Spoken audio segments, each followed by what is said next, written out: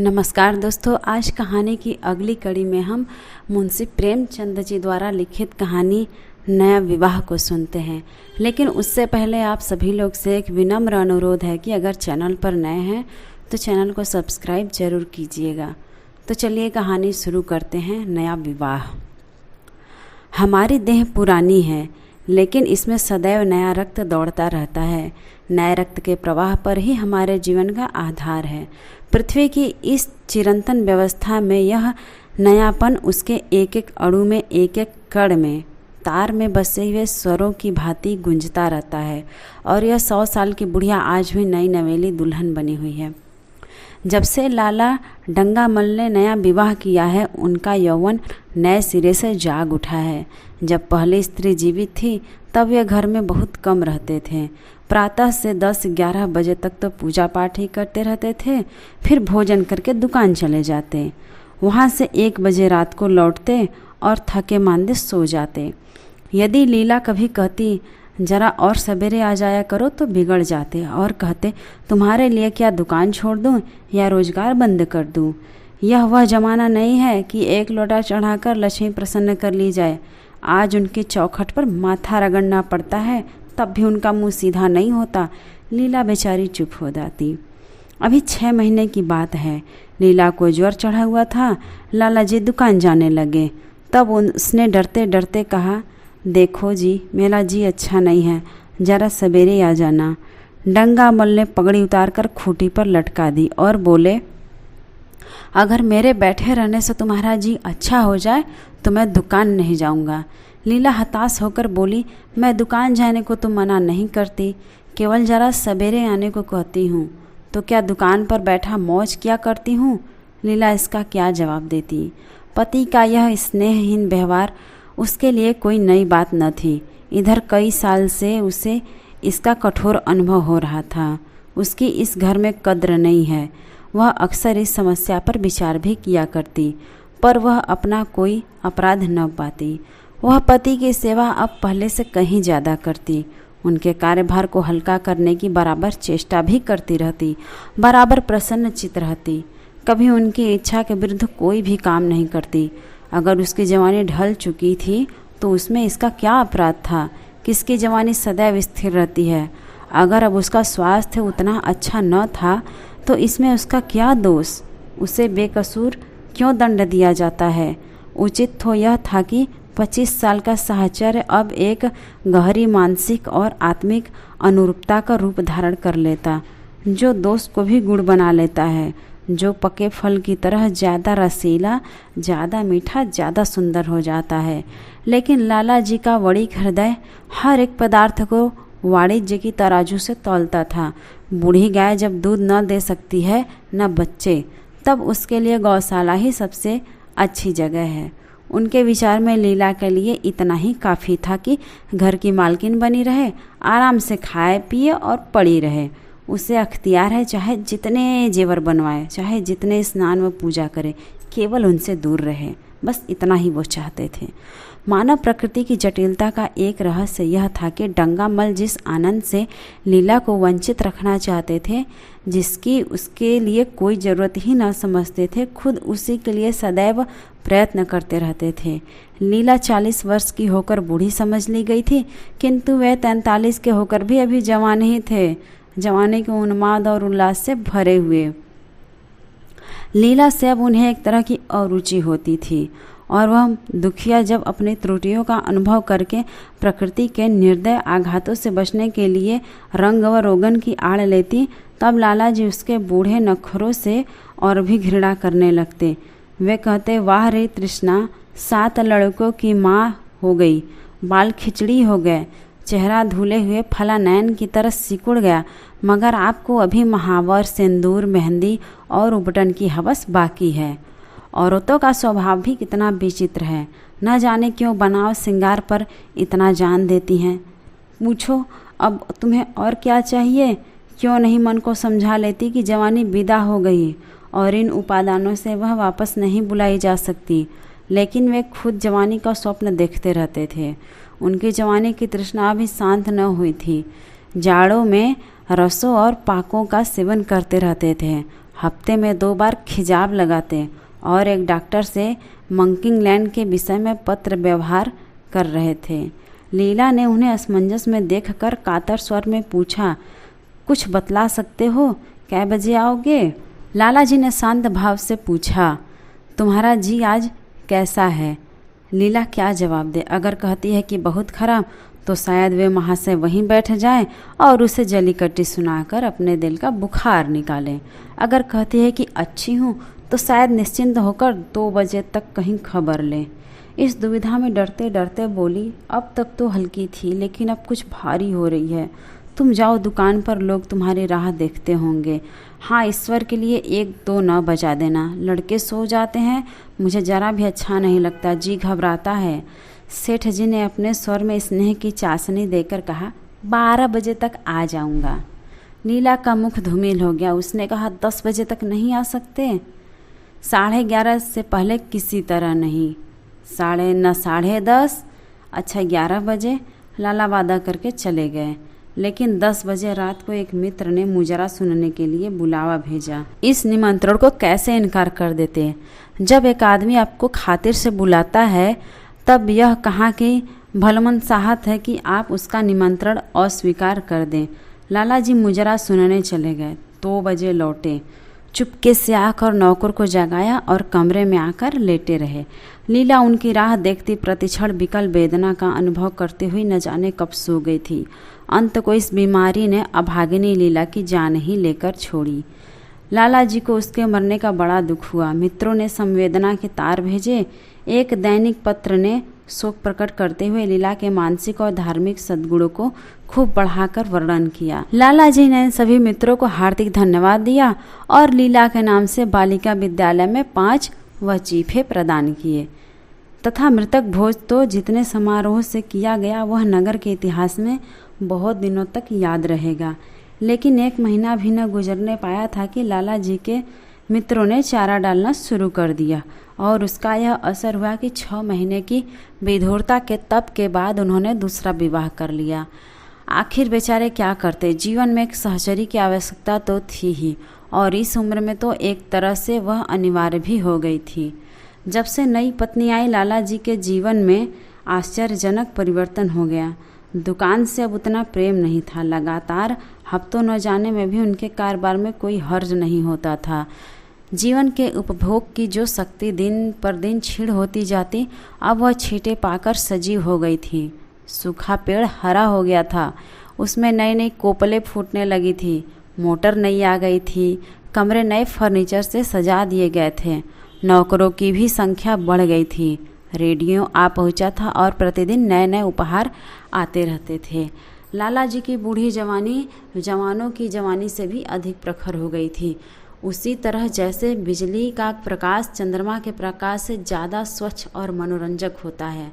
लाला जी को उनके मित्र इस रूपांतर पर बधाइयाँ देते, जब वे गर्व के साथ कहते, भाई हम तो हमेशा जवान रहे और जवान रहेंगे। बूढ़ापा यहाँ आए तो उसके मुंह में कालिख लगाकर गधों पर उल्टा सवार करा के शहर से निकाल दे। जवानी और बूढ़ापे को न जाने लोग क्यों अवस्था से संबद्ध कर देते हैं। जवानी का उम्र से उतना ही संबंध है जितना धर्म का आचार से, रुपए का ईमानदारी से, रूप का श्रृंगार से। आजकल के जवानों को आप जवान कहते हैं, उनकी 1000 जवानियों को अपने 1 घंटे से भी न बदलूंगा। मालूम होता है उनकी ज़िंदगी में कोई उत्साह ही नहीं, कोई शौक ही नहीं। जीवन क्या है? गले में पड़ा हुआ एक ढोलक।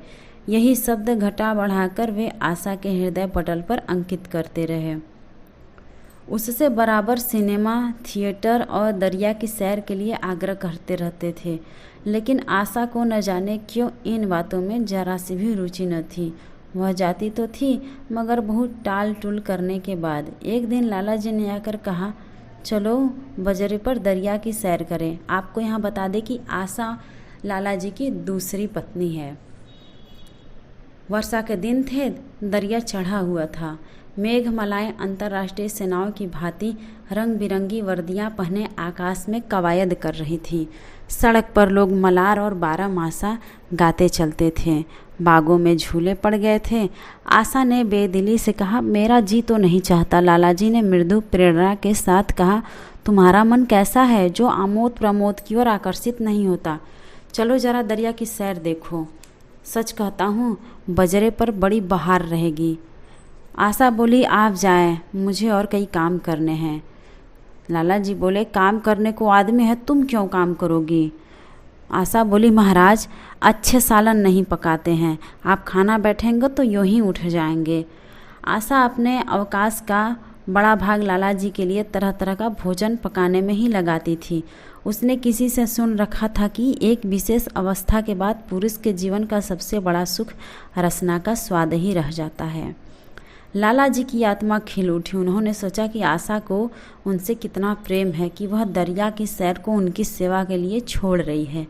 एक लीला थी कि मान न मान चलने को तैयार रहती थी, पीछा छुड़ाना पड़ता था, खामखा सिर पर सवार हो जाती थी और सारा मजा किरकिरा कर देती थी। स्नेह भरे उलाहने से बोले, तुम्हारा मन भी विचित्र है। अगर एक दिन सालन फीका ही रहा, ऐसा क्या तूफान आ जाएगा? तुम तो मुझे बिल्कुल निकम्मा बनाए देती हो। अगर तुम न चलोगी तो मैं भी नहीं जाऊंगा। आशा ने जैसे गले से फंदा छुड़ाते हुए कहा, आप भी तो मुझे इधर उधर घुमा घुमा कर मेरा मिजाज बिगाड़ देते हैं। यह आदत पड़ जाएगी तो घर का काम धंधा कौन करेगा? मुझे घर के धंधों की रत्ती भर परवाह नहीं, बाल की नोक के बराबर भी नहीं। मैं चाहता हूँ कि तुम्हारा मिजाज बिगड़े और तुम गृहस्थी की चक्की से दूर रहो। और तुम मुझे बार बार आप क्यों कहती हो? मैं चाहता हूँ तुम मुझे तुम कहो, तू कहो, गालियाँ दो, धौल जमाओ। तुम तो मुझे आप कह के जैसे देवता के सिंहासन पर बैठा देती हो। मैं अपने घर में देवता नहीं, चंचल बालक बनना चाहता हूँ। आशा ने मुस्कुराने की चेष्टा करके कहा, भला मैं आपको तुम कहूँगी? तुम बराबर वाले को कहा जाता है, न कि बड़ों को। मुनीम ने 1 लाख के घाटे की खबर सुनाई होती तो भी लाला जी को शायद इतना दुख न होता जितना आशा के इन कठोर शब्दों से हुआ। उनका सारा उत्साह, सारा उल्लास जैसे ठंडा पड़ गया। सिर पर बांकी रखी हुई फूलदार टोपी, गले में पड़ी हुई जोगी रंग की चुनी हुई रेशमी चादर, वो तंजेब का बेलदार कुर्ता जिसमें सोने के बटन लगे हुए थे, यह सारा ठाठ कैसे उन्हें हास्यजनक जान पड़ने लगा, जैसे वह नशा किसी मंत्र से उतर गया हो। निराश होकर बोले, तो तुम्हें चलना है या नहीं? आशा बोली, मेरा जी नहीं चाहता। लाला जी बोले, तो मैं भी न जाऊं। आशा बोली, मैं आपको कब जाने के लिए मना करती हूँ? लाला जी बोले, फिर आप कहा। आशा ने जैसे भीतर से जोर लगाकर कहा, तुम, और उसका मुखमंडल लज्जा से आरक्त हो गया। हाँ, इसी तरह तुम कहा करो। तो तुम नहीं चल रही हो? अगर मैं कहूँ तुम्हें चलना पड़ेगा तब चलूँगी। आपकी आज्ञा मानना मेरा धर्म है। लाला जी आज्ञा न दे सके। आज्ञा और धर्म शब्द जैसे उनके कानों में चुभने लगे। खिसियाए हुए बाहर को चल पड़े। उस वक्त आशा को उन पर दया आ गई। बोली, तो कब तक लौटोगे? लाला जी बोले, मैं नहीं जा रहा हूँ। आशा बोली, अच्छा तो ठीक है, मैं भी चलती हूँ। जैसे कोई जिद्दी लड़का रोने के बाद अपनी इच्छित वस्तु पाकर उसे पैरों से ठुकरा देता है, उसी तरह लाला जी ने मुंह बनाकर कहा, तुम्हारा जी नहीं करता तो न चलो, मैं आग्रह नहीं करता। आशा बोली, आप नहीं, तुम बुरा मान जाओगे। आशा गई, लेकिन उमंग से नहीं। जिस मामूली वेश में थी उसी तरह चल खड़ी हुई। न कोई सजीली साड़ी, न जड़ाऊ गहने, न कोई श्रृंगार, जैसे कोई विधवा हो। ऐसी ही बातों पर लाला जी मन में झुंझला उठते थे। ब्याह किया था जीवन का आनंद उठाने के लिए, झिलमिलाते हुए दीपक में तेल डालकर उसे और चटक करने के लिए। अगर दीपक का प्रकाश तेज न हुआ तो तेल डालने से क्या लाभ? न जाने इसका मन क्यों इतना शुष्क और नीरस है, जैसे कोई ऊसर का पेड़ हो। कितना ही पानी डालो उसमें हरी पत्तियों के दर्शन न होंगे। जड़ाऊ गहनों से भरी पेटारियाँ खुली हुई हैं। कहाँ कहाँ से मंगवाए, दिल्ली से, कलकत्ते से कैसी कैसी बहुमूल्य साड़ियाँ रखी हुई हैं, एक नहीं सैकड़ों, पर केवल संदूक में कीड़ों का भोजन बनने के लिए। दरिद्र घर की लड़कियों में यही ऐब होता है। उनकी दृष्टि सदैव संकीर्ण रहती है, न खा सके, न पहन सके, न दे सके। उन्हें तो खजाना भी मिल जाए तो यही सोचती रहेंगी कि खर्च कैसे करें। दरिया की सैर तो हुई पर विशेष आनंद न आया। कई महीने तक आशा की मनोवृत्तियों को जगाने का असफल प्रयत्न करके लाला जी ने समझ लिया कि इसकी पैदाइश ही मुहर्रमी है, लेकिन फिर भी निराश न हुए। ऐसे व्यापार में एक बड़ी रकम लगाने के बाद वे अधिक से अधिक लाभ उठाने की बड़ी प्रवृत्ति को कैसे त्याग देते। विनोद की नई नई योजनाएं पैदा की जाती। ग्रामोफोन अगर बिगड़ जाता है या गाता नहीं या साफ साफ आवाज़ नहीं निकलती तो उसकी मरम्मत करानी पड़ेगी। उसे उठाकर रख देना तो मूर्खता है। इधर बूढ़ा महाराज एकाएक बीमार होकर चला गया, जो कि भोजन पकाता था, और उसकी जगह उसका 17-18 साल का जवान लड़का आ गया था। कुछ अजीब गवार था, बिल्कुल झंगड़ उजड़, कोई बात ही न समझता था। जितने फुलके बनाता उतनी तरह के। हाँ, एक बात समान होती, सब फुलके बीच में मोटे होते, किनारे पतले। दाल तो कभी इतनी पतली जैसे चाय, और कभी इतनी गाढ़ी हो जाती थी जैसे मानो दही हो। नमक कभी इतना भी बिल्कुल फीकी, कभी इतना तेज कि नींबू का शौकीन। आशा मुंह हाथ धोकर चौके में पहुंच जाती और इस ढपोर शंख को भोजन बनाना सिखाती। एक दिन उसने कहा, तुम कितने नालायक आदमी हो जुगल, आखिर इतनी उम्र तक तुम घास खोदते रहे या भाड़ झोंकते थे कि फुलके तक बनाना नहीं आता तुम्हें। जुगल आंखों में आंसू भरकर कहता, बहू जी अभी मेरी उम्र ही क्या है, 17वां ही तो पूरा हुआ है। आशा को उसकी बात पर हंसी आ गई। उसने कहा, तो रोटियां पकाना क्या 10-5 साल में आता है? आप 1 महीना सिखा दे बहू जी, फिर देखिए मैं आपको कैसे फुलके खिलाता हूँ, जी खुश हो जाए। जिस दिन मुझे फुलके बनाने आ जाएंगे मैं आपसे कोई इनाम लूँगा। सालन तो अब मैं कुछ कुछ बनाने लगा हूँ। क्यों? आशा ने हौसला बढ़ाने वाली मुस्कुराहट के साथ कहा, सालन नहीं, वो बनाना आता है। अभी कल ही नमक इतना तेज़ था कि खाया न गया, मसाले में कचांधा आ रहा था। मैं जब सालन बना रहा था तब आप यहाँ कब थी? अच्छा, तो मैं जब यहाँ बैठी रहूँ तब तुम्हारा सालन बढ़िया पकेगा? आप बैठी रहती हैं तब मेरी अकल ठिकाने रहती है। अच्छा, तो जब मैं यहाँ बैठी रहूँ तब तुम्हारा सालन बढ़िया पकेगा? आप बैठी रहती हैं तब मेरी अकल ठिकाने रहती है। आशा को जुगल की इन भोली बातों पर खूब हंसी आ रही थी। हंसी को रोकना चाहती थी पर वह इस तरह निकल पड़ती जैसे भरी बोतल उड़ेल दी गई हो। और मैं नहीं रहती थी तब तो आपके कमरे के द्वार पर जा बैठता हूँ, वहाँ बैठकर अपनी तकदीर को रोता हूँ। आशा ने हंसी को रोककर पूछा, क्यों रोते क्यों हो? यह न पूछिए बहू जी, आप इन बातों को नहीं समझेंगी। आशा ने उसकी ओर प्रश्न करके आंखों से देखा। उसका आशय तो कुछ समझ गई पर न समझने का बहाना किया। तुम्हारे दादा आ जाएंगे तब तुम चले जाओगे? और क्या करूँगा बहू जी, यहाँ कोई काम दिलवा दीजिएगा तो पड़ा रहूँगा। मुझे मोटर चलाना सिखवा दीजिए, आपको खूब सैर कराया करूँगा। नहीं नहीं बहू जी, आप हट जाइए, मैं पतीली उतार लूँगा। ऐसी अच्छी साड़ी है आपकी, कहीं कोई दाग पड़ जाए तो क्या हो? आशा पतीली उतार रही थी। जुगल ने उसके हाथ से सड़सी ले लेनी चाहिए। दूर रहो, फूहड़ तो तुम हो ही, कहीं पतीली पाँव पर गिरी तो महीनों झिंकोगे। जुगल के मुख पर उदासी छा गई। आशा ने मुस्कुरा कर पूछा, क्यों, मुंह क्यों लटक गया सरकार का? जुगल रुआसा होकर बोला, आप मुझे डांट देती हैं बहू जी, तब मेरा दिल टूट जाता है। सरकार कितना ही घुड़के, मुझे बिल्कुल भी दुख नहीं होता। आपकी नज़र कड़ी देखकर मेरा खून सर्द हो जाता है। आशा ने दिलासा दिया, मैंने तुम्हें डांटा तो नहीं, केवल यही तो कहा कि पतीली तुम्हारे पाँव पर गिर पड़े तो क्या हो? हाथ ही तो आपका भी है, कहीं आपके हाथ ही से छूट पड़े तो? लाला डंगामल ने रसोई घर के द्वार पर आकर कहा, आशा जरा यहाँ आना, तुम्हारे लिए कितने सुंदर गमले लाया हूँ, तुम्हारे कमरे के सामने रख जाएंगे। तुम यहाँ धुएं धक्कड़ में क्यों हलकान होती हो? इस लड़के से कह दो कि जल्दी जल्दी महाराज को बुलाए, नहीं तो मैं कोई दूसरा आदमी रख लूँगा। महाराजों की कमी नहीं है, आखिर कब तक कोई रियायत करे? गधों को जरा भी तमीज़ नहीं है। सुनता है जुगल, लिख दे आज अपने बाप को। चूल्हे पर तवा रखा हुआ था। आशा रोटियां बेलने में लगी थी। जुगल तवे के लिए रोटियों का इंतज़ार कर रहा था। ऐसी हालत में भला आशा गमले देखने कैसे जाती? उसने कहा, जुगल रोटियां टेढ़ी मेढ़ी बेल डालेगा, लाला जी ने कुछ चिढ़कर कहा, अगर रोटियां टेढ़ी मेढ़ी बेलेगा तो निकाल दिया जाएगा। आशा अनसुनी करके बोली, 10-5 दिन में सीख जाएगा, निकालने की क्या ज़रूरत है। तुम आकर बतला दो गमले कहाँ रखे जाएं। कहती तो हूँ रोटियां बेलकर आए जाती हूँ। लाला बोले, नहीं, मैं कहता हूँ तुम रोटियां मत बेलो।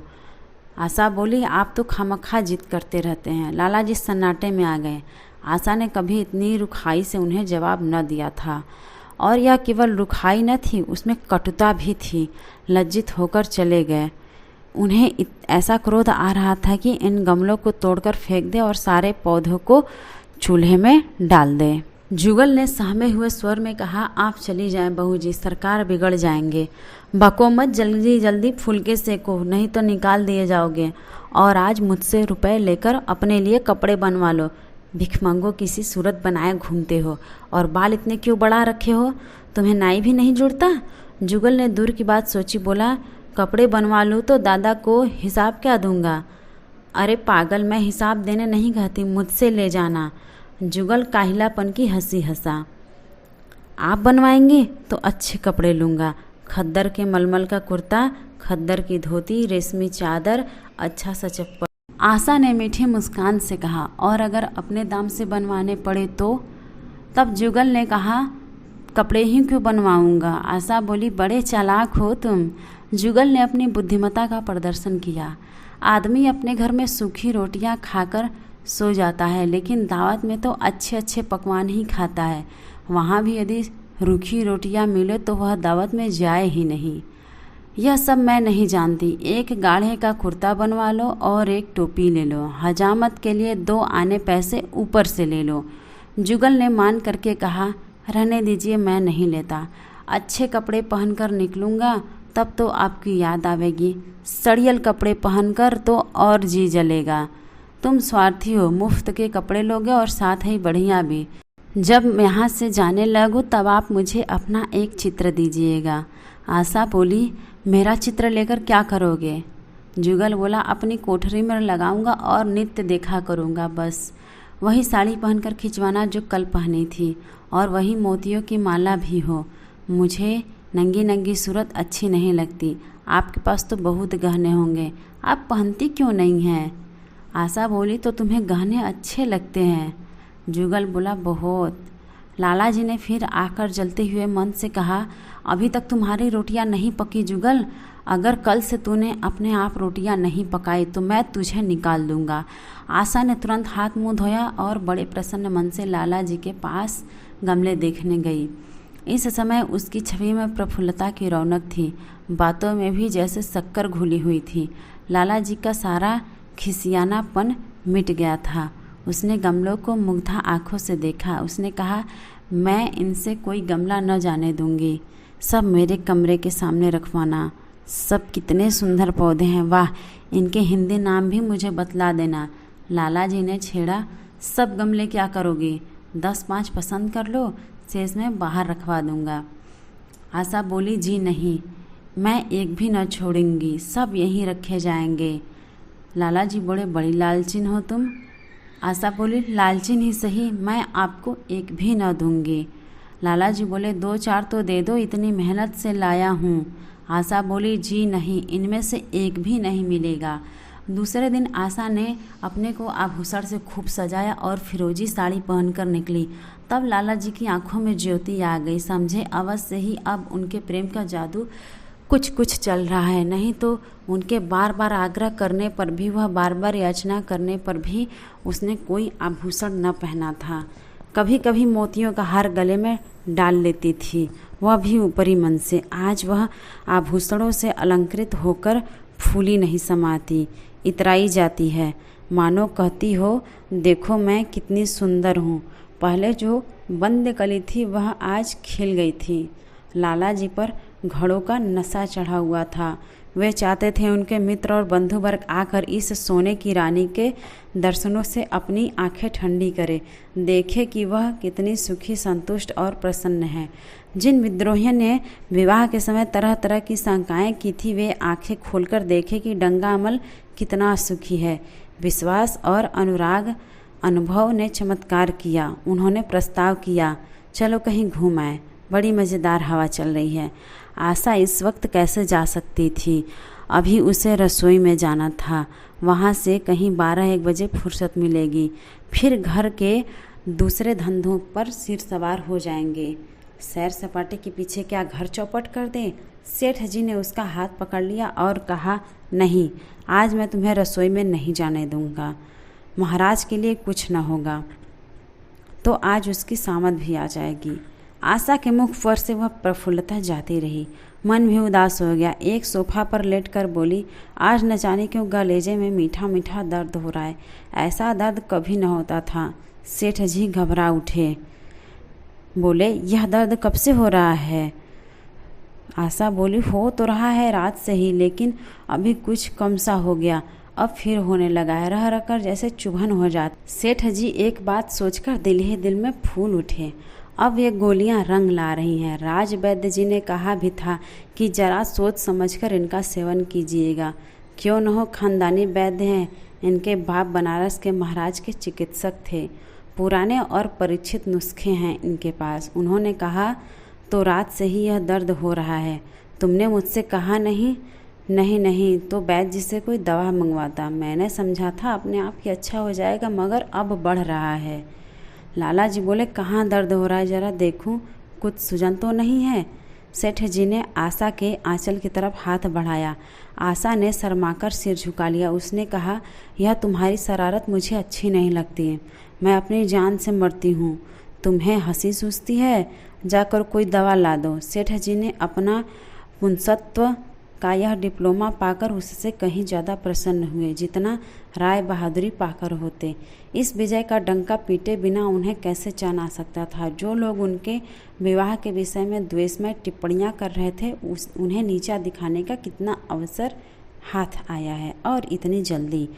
पहले पंडित भोलानाथ के पास गए और भाग्य ठोंक कर बोले, भाई मैं तो बड़ी विपत्ति में फंस गया, कल से उनके कलेजे में दर्द हो रहा है, कुछ बुद्धि काम नहीं करती, कहती है ऐसा दर्द पहले कभी न हुआ था। भोलानाथ ने बहुत कुछ हमदर्दी न दिखाई। सेठ जी यहाँ से उठकर अपने दूसरे मित्र लाला फागमल के पास पहुँचे और उनसे भी लगभग इन्हीं शब्दों में यह शोक संवाद कहा।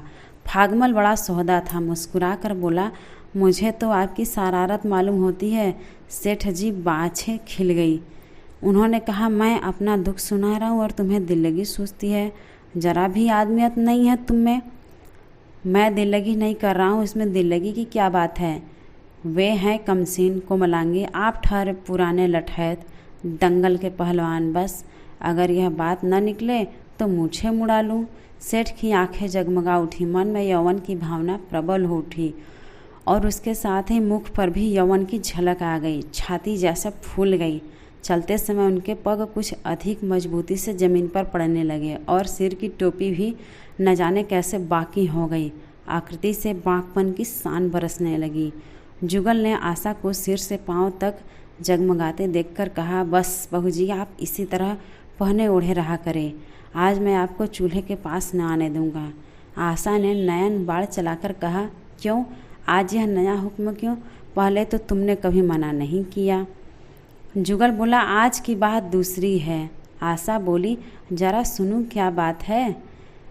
जुगल बोला, मैं डरता हूँ कहीं आप नाराज़ न हो जाए। आशा बोली, नहीं नहीं, कहो, मैं नाराज़ नहीं होंगी। जुगल बोला, आज आप बहुत सुंदर लग रही हैं। लाला डंगामल ने असंख्य बार आशा के रूप और यौवन की प्रशंसा की थी, मगर उनकी प्रशंसा में उसे बनावट की गंध आती थी। वह शब्द उसके मुख पर निकलकर कुछ ऐसे लगते जैसे कोई पंगु दौड़ने की चेष्टा कर रहा हो। जुगल के इन सीधे शब्दों में एक उन्माद था, नशा था, एक चोट थी। आशा की सारी देह कंपित सी हो गई। तुम मुझे नज़र लगा दोगे जुगल, इस तरह क्यों घूरते हो? जुगल बोला, जब यहाँ से चला जाऊँगा तब आपकी बहुत याद आएगी।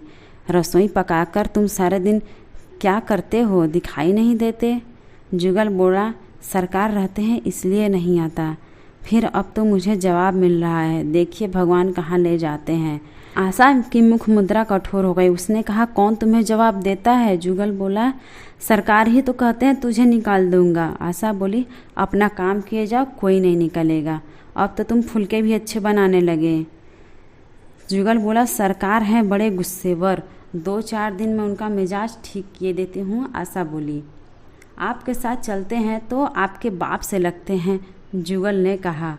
आशा बोली, तुम बड़े मुंहफट हो, खबरदार जबान संभाल कर बातें किया करो। किंतु अप्रसन्नता का यह झीना आवरण उनके मनोरहस्य को छिपा न सका। वह प्रकाश की भांति उसके अंदर से निकल पड़ता था। जुगल ने फिर उसी निर्भीकता से कहा, मेरा मुंह कोई बंद कर ले।